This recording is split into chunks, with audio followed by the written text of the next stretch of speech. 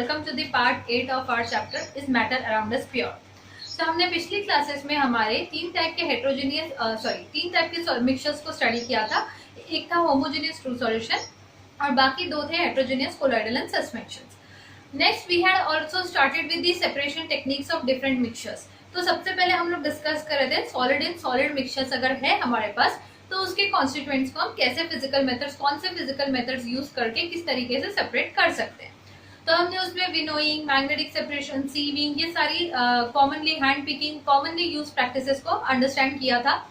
Then we had started with sublimation, जिसको हमने अच्छे से डिस्कस किया और हमने उसमें बहुत सारे सब्लिमेबल सब्सटेंसेस के एग्जांपल्स भी देखे थे। आज हम लोग डिस्कस करने वाले यूजिंग सुटेबल सॉल्वेंट नाम की मेथड को। तो यूजिंग सुटेबल सॉल्वेंट कब यूज होती है मेथड? जब मेरे दो कॉन्स्टिट्यूएंट्स मिक्सचर के अगर है, उसमें से एक कॉन्स्टिट्यूएंट वेल सॉल्युबल है किसी एक पर्टिकुलर सॉल्वेंट में, whereas other solute is not at all soluble. So this technique depends on the principle of difference in solubility between the two constituents in particular solvent. Okay, write down the principle very clearly. So for example, I am having a mixture of sand and sugar. Sugar plus sand का मेरे पास mixture है। अब इस mixture में से मुझे sugar को separate करना है, सैंड को सेपरेटली ऑब्टेन करना है। तो प्रोसीजर क्या होगा? Sugar and sand, we know that sugar is soluble in water whereas sand is not soluble. So there is a difference of solubility between sugar and sand in the solvent water, right? So I'll use this principle according to which एक beaker में हम लोग हमारा mixture place करेंगे, उस beaker में water add करेंगे और अच्छे से स्टीर करेंगे हमारे मिक्सचर को। स्टीरिंग की वजह से क्या होगा? शुगर अच्छे से डिसॉल्व हो जाएगा वाटर में, whereas सैंड जो है वो एज इट इज सेपरेटली नीचे प्लेस रहेगा बॉटम में। करेक्ट? अब इस बीकर के मिक्सचर को हम लोग फिल्टर आउट करेंगे। तो ये एक फनल है जिसके नीचे बीकर प्लेस्ड है और फनल के ऊपर मैंने फिल्टर पेपर रखा हुआ है। फिल्टर पेपर क्या होता है? एक व्हाइट कलर का पोरस पेपर होता है जो मैं आपको थोड़ी देर में दिखा भी दूंगी। तो वो हम इसके ऊपर रखते हैं। तो मैंने जैसे ही इस मिक्सचर को पोर किया इस फनल में, what will happen? Sugar solution जो है, मतलब कि शुगर जो पानी में डिसॉल्व है वो बहुत ही फाइन पार्टिकल्स रहेंगे, क्योंकि वो ट्रू सॉल्यूशन बनेगा तो वो फिल्टर पेपर से पास हो सकता है, right? We have already learn the characteristics of true solution. तो फिल्टर पेपर से शुगर सॉल्यूशन पास होकर नीचे बीकर में कलेक्ट हो जाएगा और फिल्टर पेपर के ऊपर मुझे क्या मिल जाएगा? सैंड। तो इस तरीके से मेरा सैंड और शुगर सॉल्यूशन सेपरेट हो चुका है। ठीक है, अभी मुझे शुगर नहीं मिला है, सिर्फ शुगर सॉल्यूशन मिला है और फिल्टर पेपर के ऊपर सैंड मिला है। तो कुछ इस तरीके का पेपर होता है व्हाइट कलर का, जिसको हम फिल्टर पेपर कहते हैं। आप अगर ध्यान से देखोगे तो ये नॉर्मल पेपर जैसा दिख रहा है, बट अब वो कैमरा में ऐसा दिख रहा है, बट अगर इसका एक्चुअल में देखा जाए तो इसके ऊपर चेक दिखते हैं, चेक बॉक्सेस बहुत सारे छोटे छोटे, और ये इसमें छोटे छोटे पोर्स होते हैं। तो पोर्स के थ्रू कोई भी चीज जो इसका साइज इसके पोर से भी छोटा है वो पूरा ट्रांसफर हो जाता है, इसके आर पार चला जाता है। ठीक है, तो नॉर्मल पेपर में ऐसा नहीं होता। नॉर्मल पेपर का सरफेस एकदम प्लेन होता है, बट फिल्टर पेपर के सरफेस में छोटे छोटे पोर्स प्रेजेंट है। Fine, so this is filter paper. अब देखते हैं हम लोग शुगर सॉल्यूशन जो मिला है, मुझे इसमें से शुगर चाहिए, सॉल्यूशन तो नहीं चाहिए था। तो नेक्स्ट स्टेप क्या यूज किया जा सकता है? हम लोग यूज कर सकते हैं इवेपोरेशन को। इवेपोरेशन टेक्निक यूज करेंगे तो आप अब यहाँ से शुगर निकाल सकते हैं पानी में से अलग। पानी इवेपोरेट हो जाएगा, आपको मिल जाएगा शुगर, राइट? सो अब मेरे पास फाइनली शुगर अलग से मिल गया, सैंड अलग से मिल गया। So this is the way in which we can separate one solid from the other solid using the principle of difference in the solubility of two constituents in a particular solvent। यहाँ पे हमारा solvent water था, वैसे ही मेरे पास sand plus salt का solution होगा तो same procedure आप यूज करोगे। उसी प्रकार से सल्फर पाउडर है, अगर मेरे पास सल्फर पाउडर है, ठीक है, प्लस सैंड का मिक्सचर है। अब ये दोनों भी सॉलिड है, सल्फर एक नॉन मेटेलिक एलिमेंट है, इन दोनों को सेपरेट करना है। तो अब क्या यूज करोगे? फिर से using a suitable method use की जा सकती है, जहां पे हमारा सॉल्वेंट होगा कार्बन डाइसल्फाइड CH2। ठीक है, कार्बन डाइसल्फाइड के अंदर सल्फर पूरा घुल जाता है, फिर अदर फर्दर प्रोसेसेस के साथ हम उसमें से सल्फर को वापस एक्सट्रैक्ट कर लेते हैं। Okay, so this is about this method. Now let's move towards the second types of mixtures, solid and liquid mixture. अब सॉलिड एंड लिक्विड मिक्सचर को अगर मुझे सेपरेट करना है तो सबसे पहला मेथड होगा इवेपोरेशन, जो इसी का कहीं ना कहीं कंटिन्यूएशन भी है. एग्जाम्पल, मेरे पास शुगर सॉल्यूशन है या फिर सॉल्ट सॉल्यूशन है या फिर कॉपर सल्फेट प्लस वाटर है या फिर सोडियम नाइट्रेट प्लस वाटर है. तो इनमें से मुझे अगर सॉल्यूट को एक्सट्रैक्ट करवाना है जो सॉलिड फॉर्म में है, तो हम लोग यूज करेंगे इवेपोरेशन टेक्निक. तो इवेपोरेशन टेक्निक के लिए सबसे पहला बेसिक रिक्वायरमेंट होगा, किसी भी एक आयरन वेसल में आप बहुत सारा सैंड फिल कर दीजिए. उस आयरन वेसल को आप ट्राइपॉड स्टैंड के ऊपर रख के नीचे बर्नर लगा के उसको हीट कीजिए. जैसे ही आप ऐसा करेंगे तो पूरा का पूरा सैंड इक्वली गर्म हो जाएगा. और ये जो अरेंजमेंट आपने रेडी किया है इसको बोलते हैं सैंड बाथ. ठीक है, रेत का स्नान नहीं, sand bath. Sand bath means किसी भी आयरन वेसल के अंदर आपने सैंड रख के उसको गर्म करके रेडी रखा हुआ है. अब इस आयरन वेसल के अंदर जिसमें सैंड है उसमें हम रखेंगे चाइना डिश, जहाँ पे रखेंगे हम अपना mixture. Okay, this is the proper setup, experimental setup. आपने अगर घर में इस लॉकडाउन में अगर केक बनाने के लिए ट्राई नहीं किया है तो क्या किया है? Obviously I know many of the students must have tried. तो केक बनाते समय अगर चॉकलेट या कैडबरी को मेल्ट करने की जरूरत पड़ी होगी तो आपने क्या किया होगा? आपने डायरेक्टली उसको अगर गैस पे पिघालने की कोशिश की होगी कैडबरी को, तो आपने ऑब्जर्व किया होगा कैडबरी नीचे वेसल पे चिपक जाता है और डायरेक्टली जल जाता है, आपको वो मोल्टन फॉर्म में नहीं मिलता है. So which is the best method to melt Cadbury? कि आप लोग एक बाउल लेते हो जिसमें पानी होता है, एक वेसल लेते हो जिसमें पानी होता है और वो गैस पे रखा होता है, पानी गर्म हो रहा होता है, और एक कांच के बाउल में आप कैडबरी रख के उस बाउल को फिर उस पानी वाले बर्तन में प्लेस करते हो, तो वो इनडायरेक्टली हीट होता है, डायरेक्टली गैस की फ्लेम से नहीं, पानी के थ्रू हीट होता है और फिर कैडबरी अच्छे से मेल्ट होती है बिना जले. ठीक है, so that is water bath what you are preparing. And वैसे ही यहाँ पे सैंड बाथ हम प्रिपेयर करेंगे सो दैट हमारा जो सॉलिड कॉन्स्टिट्यूएंट है वो जले ना, वो सिर्फ सेपरेट हो by the evaporation of solvent. Okay, so let's draw the diagram for the required arrangement. So here is the experimental setup.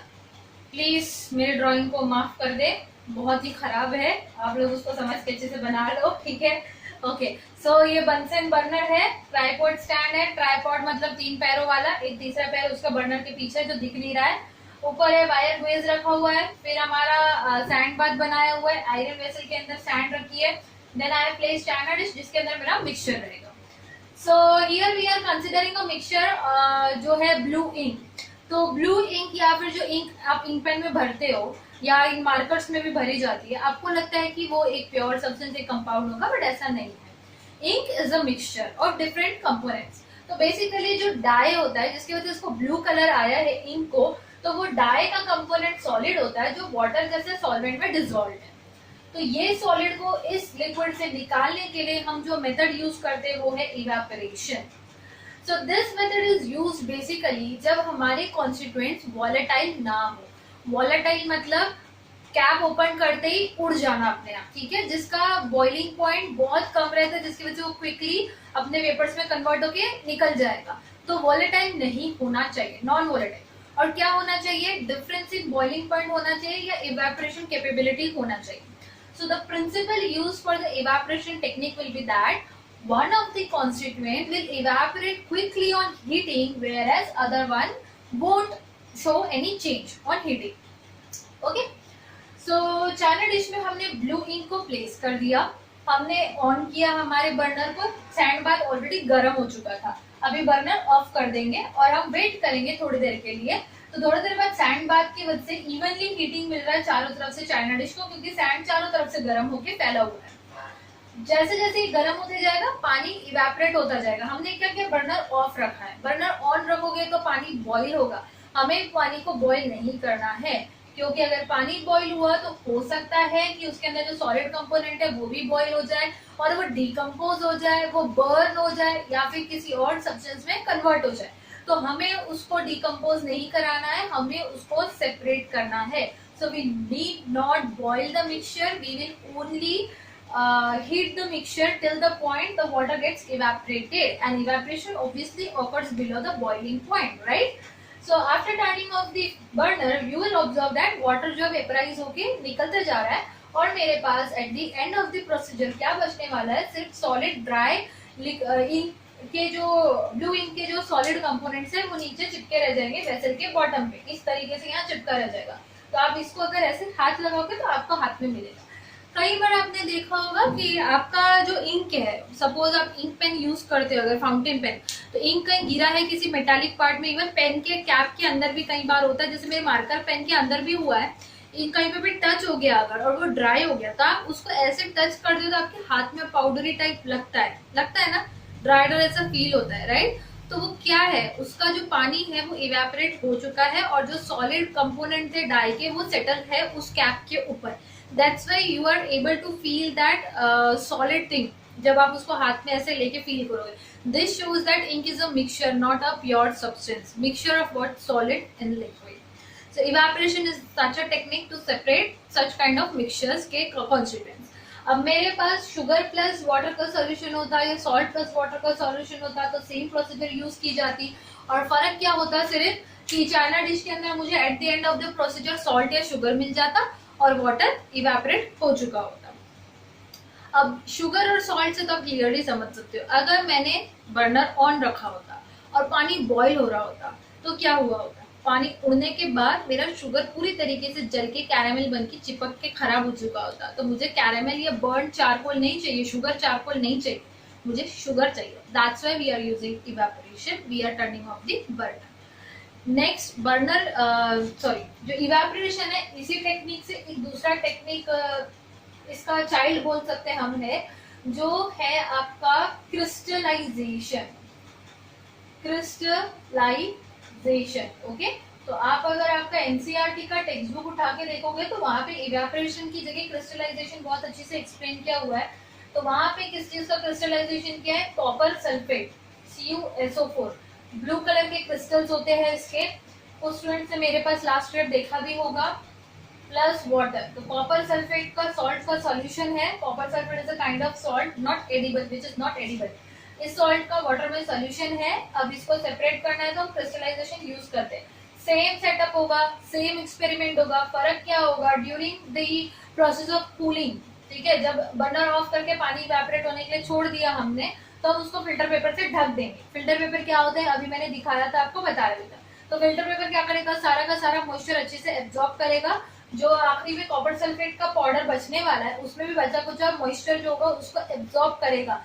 सो क्या होगा, अपने आप इवेपोरेशन से पानी गायब होने के बाद वो ठंडा होने से पहले पहले ही मॉइस्चर एब्जॉर्ब हो के वो ठंडा होते जाएगा, और जो क्रिस्टल्स है, ठीक है, जो पाउडर है सॉल्ट का, कहीं ना कहीं उसके अंदर थोड़ा सा मॉइस्चर जो है कैप्चर्ड रह जाएगा, जिसके वजह से वो पाउडर नहीं बनेगा, वो क्रिस्टल बनेगा। कॉपर सल्फेट का क्रिस्टल क्या होता है, कॉपर सल्फेट विथ 5H2O, अंदर पानी रहता है तभी वो क्रिस्टल होता है, जिसके वजह से उसको ब्लू कलर आता है, वो शाइन होता है दाने जैसा, ठीक है। तो फिल्टर पेपर से पूरा मॉइस्चर गायब ना होते हुए कुछ मॉइस्चर अंदर रिटेन होगा, जो पार्टिकल्स कैप्चर कर लेंगे और क्रिस्टल बना लेंगे, तो हमें प्योर क्रिस्टल्स मिलेंगे, and this method is crystallization. तो यही फर्क है क्रिस्टलाइजेशन एंड इवेपोरेशन में। इवेपोरेशन में आपने फिल्टर पेपर नहीं रखा था तो सारा का सारा पानी हीट की वजह से इवेपोरेट हुआ था और सिर्फ ड्राई पाउडर पीछे बचा था, तो हमें क्रिस्टल्स नहीं मिलेंगे। उस केस में ड्राई पाउडर मिलेगा, सॉलिड मिलेगा, ठीक है, लेकिन क्रिस्टल्स चाहिए तो फिल्टर पेपर से ढकना पड़ेगा। फिल्टर पेपर नहीं है तो इवेपोरेशन, फिल्टर पेपर है तो crystallization, because filter paper will absorb the needed moisture, जो भी पानी की वेपर्स है उसको जो अपने आप वेपर्स ऊपर आ रहे हैं उसको एब्जॉर्ब करके वो बाहर फेंक देगा दूसरी तरफ फोर्स के, लेकिन जो एक्स्ट्रा, एक बार फिल्टर पेपर गीला हो गया तो एक्स्ट्रा मॉइस्चर वो और एब्जॉर्ब करके बाहर नहीं भेज पाएगा, तो रिटेन हो जाएगा वो मॉइस्चर और क्रिस्टल्स बन जाएगा। क्लियर? सो आई गेस कि इतना आज के लिए काफी है। इसके बाद की जो टेक्निक है सॉलिड एंड लिक्विड को सेपरेट करने की, वो है क्रोमेटोग्राफी, और एक दूसरी technique centrifugation, which are very important techniques and बहुत अच्छी खासी लंबी टेक्निक्स है। तो वो हम अलग से अलग वीडियो में नेक्स्ट डे सीखेंगे। Till then thank you and have a good day, take care.